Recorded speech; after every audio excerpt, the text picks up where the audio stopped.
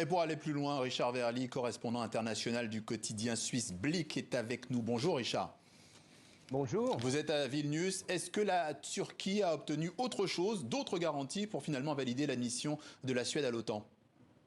Alors il y a une partie formelle, c'est ce qui a été annoncé, donc les concessions faites à Recep Tayyip Erdogan et la promesse de la Suède de soutenir les négociations, la reprise de négociations entre l'Union européenne et la Turquie, mais tout le monde soupçonne qu'il y a peut-être aussi d'autres choses qui n'ont pas été dites, à savoir que la Turquie bénéficierait au fond de différentes options, de différentes propositions prochaines de la part de l'Union européenne. On pense bien sûr à l'immigration. Je rappelle qu'il y a une enveloppe de 3 milliards de dollars qui a été donnée à la Turquie pour gérer les migrants en Turquie entre 2022 et 2024. Vous savez, à un moment donné, tout ça va finir par des chiffres et sans doute une nouvelle allocation à la Turquie. C'est probablement ce que venait chercher Recep Erdogan ici à Vilnius. Et concernant l'Ukraine, en guerre et toujours en quête de mesures de sécurité, où en est-on de son processus d'adhésion à l'OTAN ?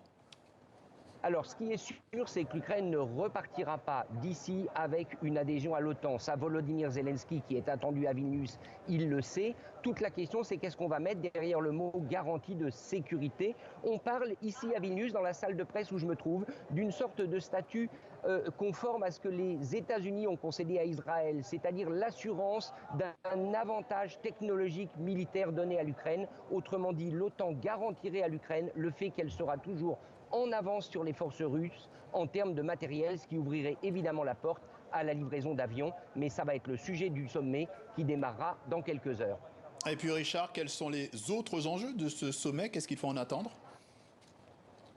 Écoutez, il y en a un principal et il est sur la table, c'est-à-dire que l'OTAN doit maintenant se préparer à un monde en conflit. Le sommet de Madrid l'année dernière, c'était le sommet de la riposte à l'agression russe contre l'Ukraine. Maintenant, il faut redéployer l'OTAN sur le continent européen. On l'a vu avec le déploiement de forces françaises en Roumanie, avec le déploiement de forces allemandes dans les pays baltes. Et ça, au fond, c'est une posture permanente que l'OTAN doit décider.